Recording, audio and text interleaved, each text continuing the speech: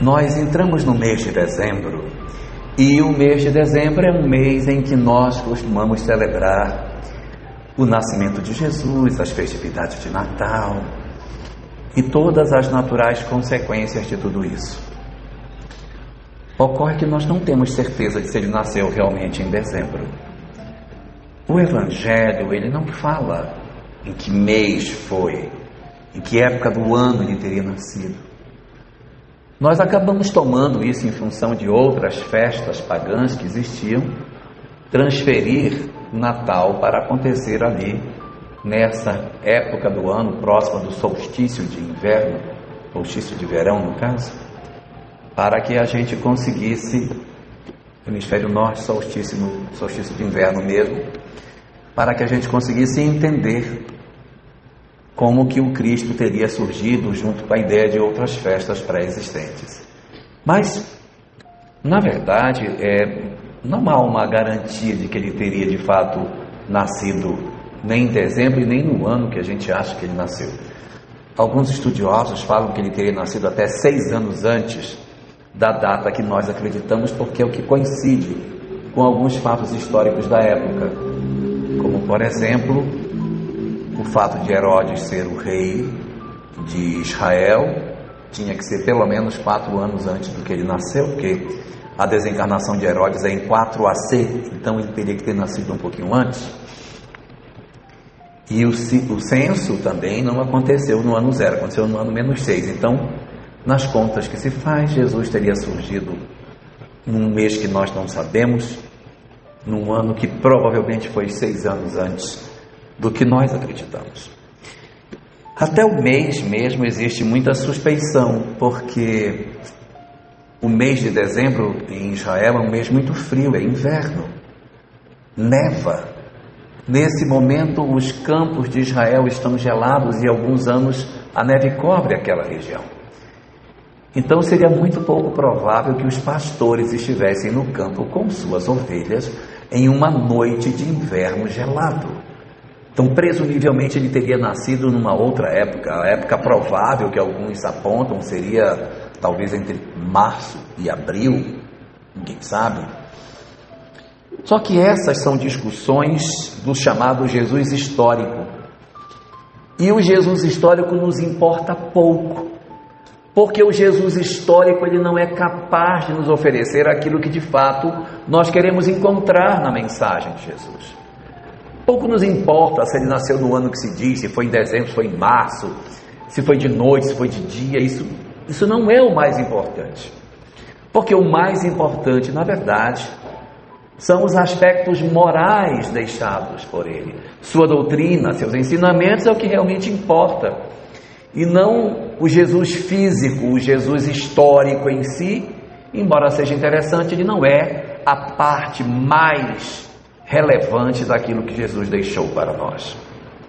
Sendo ele, conforme nos aponta a doutrina espírita, o espírito mais evoluído que a Terra já conheceu, ele evidentemente trouxe em todas as possibilidades que a vida lhe oportunizou lições importantes para nós, a fim de que, recolhendo o sentido simbólico daquilo que aconteceu durante o seu nascimento, nós consigamos tirar lições, aí sim, lições importantes para a nossa vida, que são as lições que decorrem das interpretações simbólicas que o nascimento do Cristo apresenta para nós.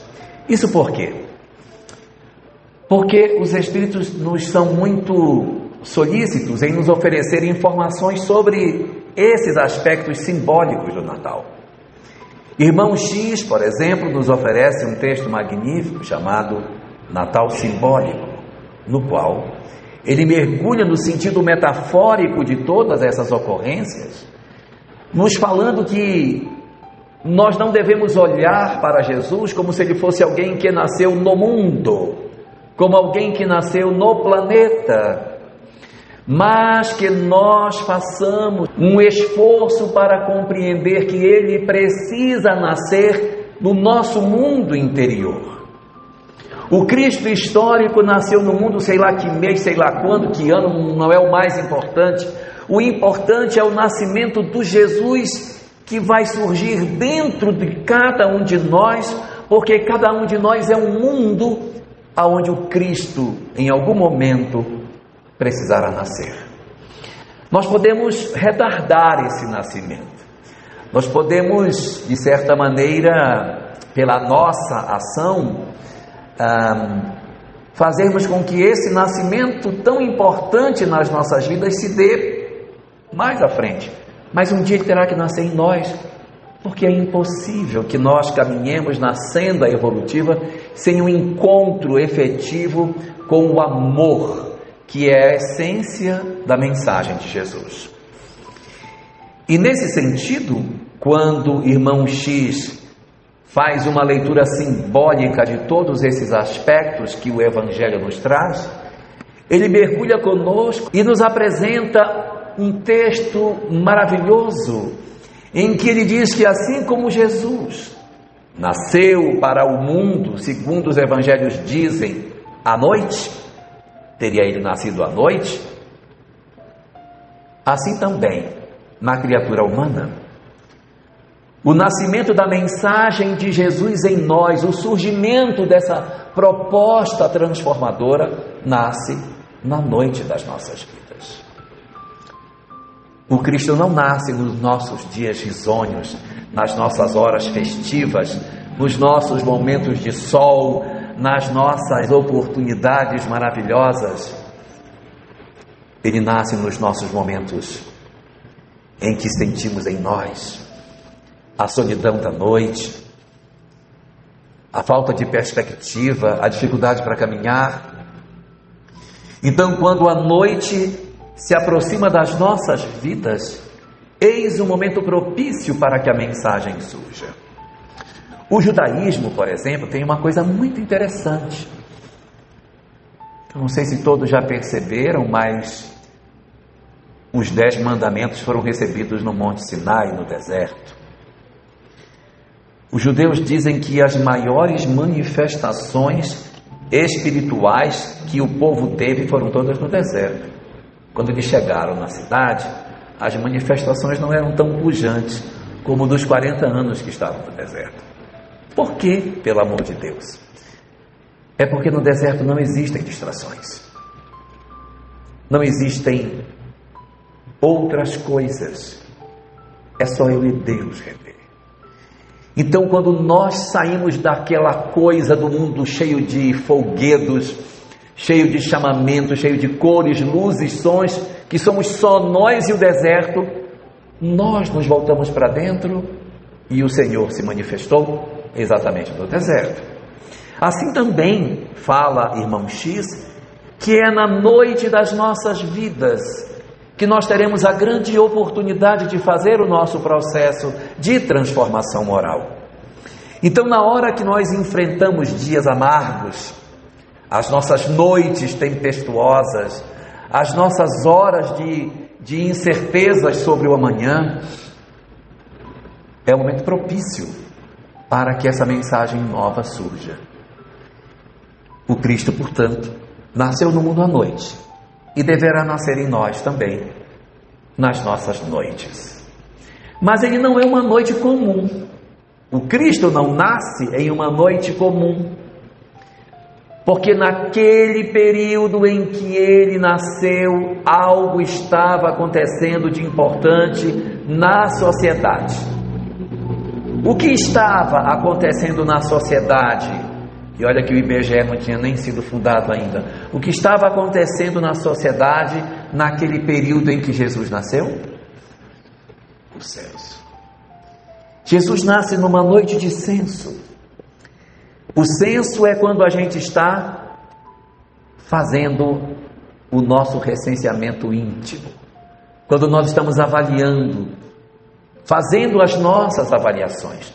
A gente pode passar por várias noites, períodos tempestuosos, horas difíceis, e se eu não estou num período de recenseamento, a noite passa e eu não sinto.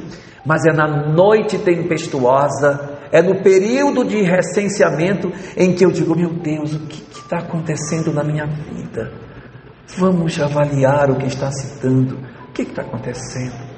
Quem sou eu? Quantos nós somos? O que está acontecendo na minha vida?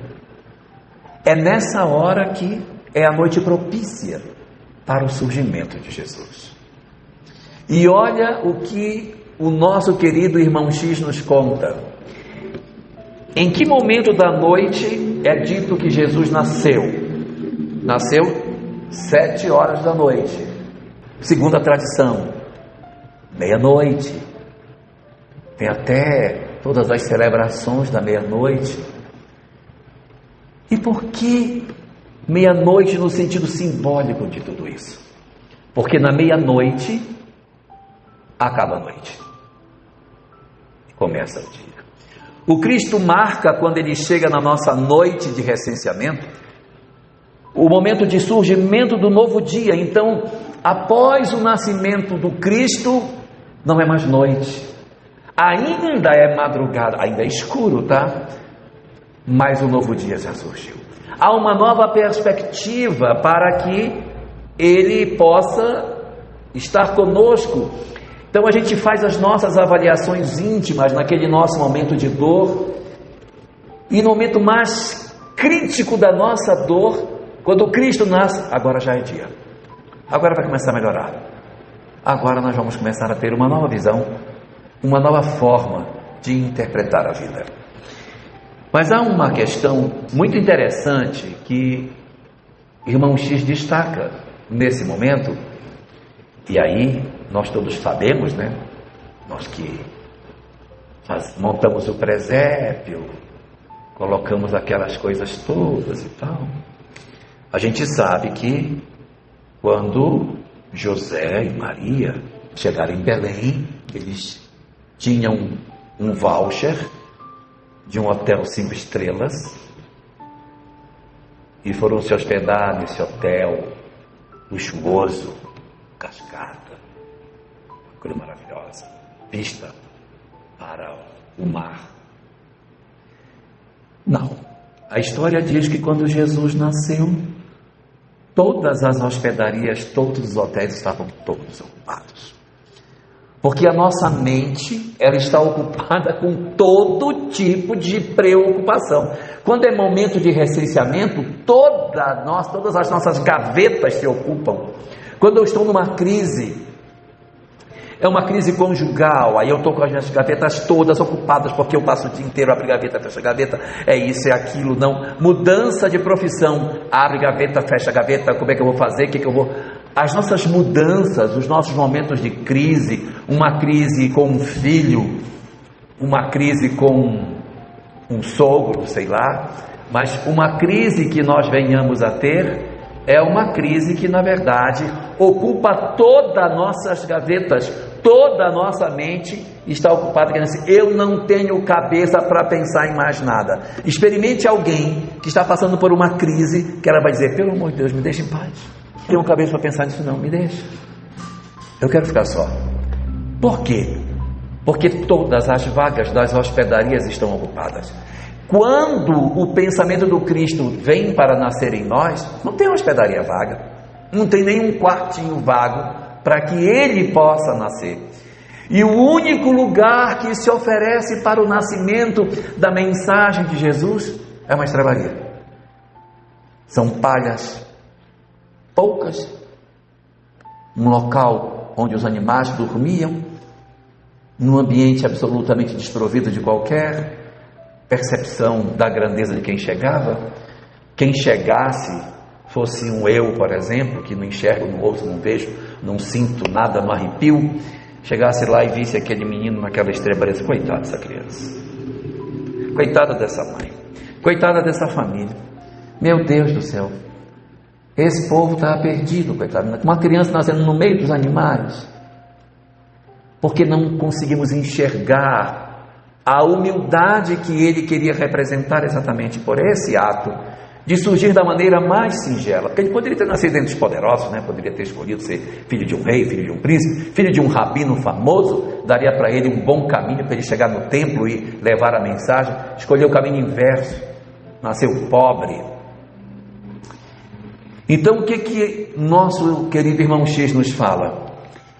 que ele vai viver nessas palhas poucas que são oferecidas, porque a nossa consciência, quando o Cristo quer nascer, oferece um cantinho escondido lá no fim. Tá, você quer nascer, nasce aí nesse canto, porque eu não vou te dar atenção. Nós não damos atenção quando estamos em crise para a importância da mensagem que o Cristo teria para nos trazer. E nesse sentido, o que a gente nota? Que essa mensagem do Cristo que se está falando, não é a mensagem teológica, é a mensagem de transformação moral que ele propõe. Quando se fala que a gente em crise, o Cristo nasce num cantinho, são as ideias que Jesus nos traz, do tipo: por que você não perdoa? Por que você não revê esse seu ponto de vista? Por que você não volta atrás no que você está fazendo?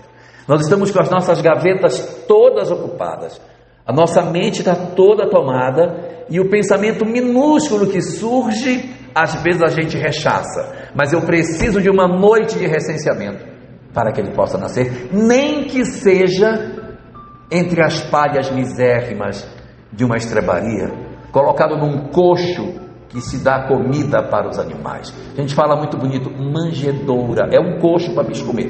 Ele foi colocado num coxo. A gente, se chegar num estábulo, diz assim: coloca a comida para o boi aqui nessa manjedoura. Que isso? A manjedoura foi onde Jesus nasceu? Não, manjedoura é isso mesmo, é onde mangiare, é onde se come. É o coxo, é manjedoura. Só que a gente criou essa palavra para fugir da palavra coxo. Mas ele nasceu num coxo. Foi forrado com panos singelos e ali Jesus foi recebido para o mundo. E é assim, na singeleza das coisas, sem grandes demonstrações extraordinárias das coisas do mundo, que o governador planetário vem. Ele vem numa exemplificação de que eu não preciso da riqueza do mundo para que eu possa demonstrar que a gente pode fazer o bem. E conta o texto que assim que a criança nasce, os anjos aparecem para os pastores, avisando que a criança havia nascido. E os pastores são os primeiros que visitam, os primeiros a visitarem o Cristo naquele estábulo foram os pastores, que são meros trabalhadores que ocupam as funções mais básicas da sociedade. Mas são exatamente os pastores que cuidam de ovelhas.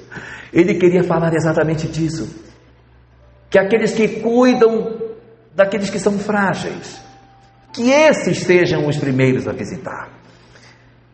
E irmão X nos fala que são os nossos pensamentos mais singelos, aquela parte do nosso eu que não está tomada pelo orgulho, a nossa fração que diz: é mesmo, não vale a pena guardar mágoa, não vale a pena ter raiva, é mesmo, acho que eu vou reconsiderar. Esses são os pastores, os primeiros que visitam a criança que nasceu e que está nascendo dentro de nós com uma perspectiva maravilhosa de fazer na nossa história de vida algo fantástico, porque as descobertas que podemos fazer nas nossas vidas quando optamos pelo amor são espetaculares. Quando eu tomo a decisão de dizer: a partir de hoje eu não vou mais fazer assim, eu vou perdoar, a partir de hoje eu vou ter mais paciência, a partir de hoje eu vou fazer um esforço que eu nunca fiz para me reconciliar com alguém, para vencer uma imperfeição moral. Eu vou fazer o esforço que eu nunca fiz para que eu sinta Deus conectado a mim. Vou fazer o esforço para que verdadeiramente eu consiga interpretar na minha vida os ensinamentos do perdão, do amor ao próximo, da renúncia dos bens terrenos, do desapego aos bens materiais, dessa conexão com Deus, dessa certeza de que Ele nos protege, para fazer uma vida nova. Sim, os ganhos que eu posso ter são espetaculares. São espetaculares, mas eu só vou poder ter esses ganhos se eu tiver uma noite, fizer um recenseamento e ainda que esteja tudo ocupado, que eu ofereça pelo menos um canto pequeno para que essa ideia simples de perdão surja na minha mente e eu dê espaço para que os pastores venham nos visitar, trazendo as notícias de que é dito glória a Deus nas alturas e paz na terra aos homens de boa vontade. Seria tudo bom se a história tivesse sido só isso, né? Mas tem um momento terrível que se segue à chegada dos pastores. O rei de Israel descobre que o menino havia nascido. Uma estrela que teria aparecido no céu dizia que verdadeiramente era um indicativo das profecias antigas. Magos vieram do Oriente para trazer as suas oferendas ao menino. No Evangelho não diz que eram reis, só diz que eram magos. Talvez eles fossem reis entre os magos. E mago nada mais é do que médium. Então, se eles eram reis entre os médiuns, eles eram grandes médiuns daquela época. E eles viajaram, que eles vieram do Oriente, eles não chegaram no dia seguinte. Eles passaram muito tempo viajando para chegar em Belém. Quando eles chegam, o menino está até mais grandinho. E não é bebê quando os magos chegam. E nem é dito que são 3, e nem que é Baltazar, Belchior e Gaspar. Essa parte aí não tem. Mas o Evangelho diz que eles trouxeram ouro, incenso e mirra. Ouro para o rei dos reis, que as profecias falavam. Mirra, as ervas amargas, para aquele que passaria pelo sofrimento, que as profecias falavam. E incenso, para relembrar a natureza espiritual, que as profecias falavam, que o Messias teria. Sua realeza espiritual, seu sacrifício e sua espiritualidade estavam representados nas oferendas que os magos traziam. Mas essa não é a parte ruim da história. A parte ruim da história é que o rei de Israel sabe que o menino nasceu. E ele sabe que pelas profecias dizem que o menino nasceu para ser o rei de Israel. Ou seja, aquele pensamento singelo de perdoar, de amar, de ser bom, de se desprender dos bens terrenos, de se procurar, na verdade, toda uma conexão com o espiritual, que isso ia tomar conta da vida do ego, ia tomar conta da consciência. Então o rei, que representa o ego, diz negativo. Não vou perdoar, não vou dar perdão, não vou fazer o bem ao outro, eu vou continuar como eu sou. E cada um que me aceite, se quiser, do jeito que eu sou. Então ocorre um recuo, que é muito típico psicologicamente quando o Cristo nasce nas nossas vidas. A gente vem para o centro espírita, ouve uma palestra, chora, toma um passo, chega em casa, vou mudar, é verdade, eu tenho que ser diferente. Aí lê um livro, lê um romance espírita, lê renúncia, chora miseravelmente. A partir de hoje eu vou mudar. Mas aquilo parece ter um prazo de validade, porque depois que a gente lê, que a gente se emociona, passa uma semana falando com os outros do livro que leu, e quando fala, chora.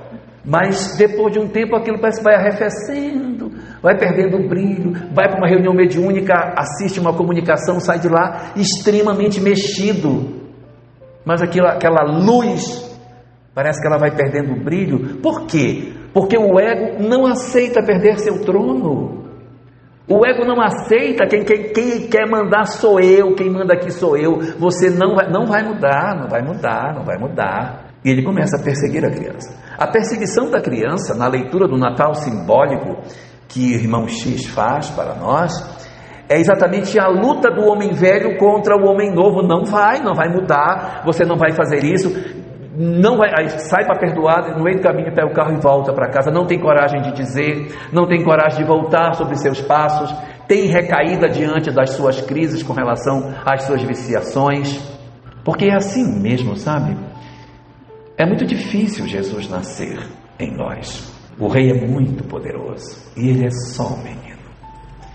Uma criança frágil, indefesa, e um rei poderoso com um enorme exército que determina a matança dos inocentes, a destruição de todos aqueles que de alguma forma poderiam estar vinculados ao pensamento novo que nós teríamos. Mas a criança que nasceu em nós não necessariamente vai ser alcançada pelo ego, porque existe um personagem muito importante, José, que ouve em sonhos e diz: pega a criança e vai para o Egito, porque estão querendo matá-la. E o que José faz? Pega a criança e vai para o Egito. Ele ouviu a intuição e ele seguiu a intuição. E se ele dissesse, rapaz, eu tive um sonho muito esquisito, estranho, quem é que vai querer matar o menino? Que bobagem! E tivesse ficado.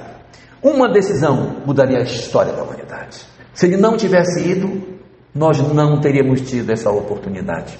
Haveria toda uma conspiração e sabe lá o que poderia acontecer. Assim também em nós é a mesma coisa. Nós não temos certeza se quando o Cristo nasce no nosso mundo, se ele vai sobreviver ao nosso Herodes interior. Porque pode ser que o nosso José seja descrente. Se o nosso José interior não estiver sintonizado com o mundo espiritual e não perseverar nos propósitos do bem, protegendo a criança que nasceu, é provável que o ego encontre a criança, mate e o mundo volte para a escuridão. E nós percamos uma excelente oportunidade de fazermos uma mudança extraordinária nas nossas vidas. O Natal está chegando.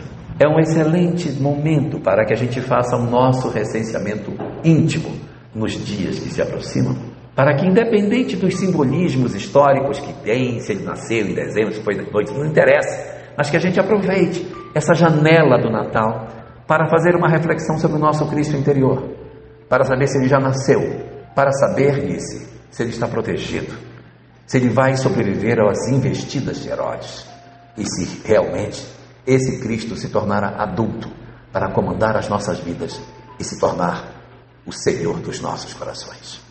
Muito obrigado.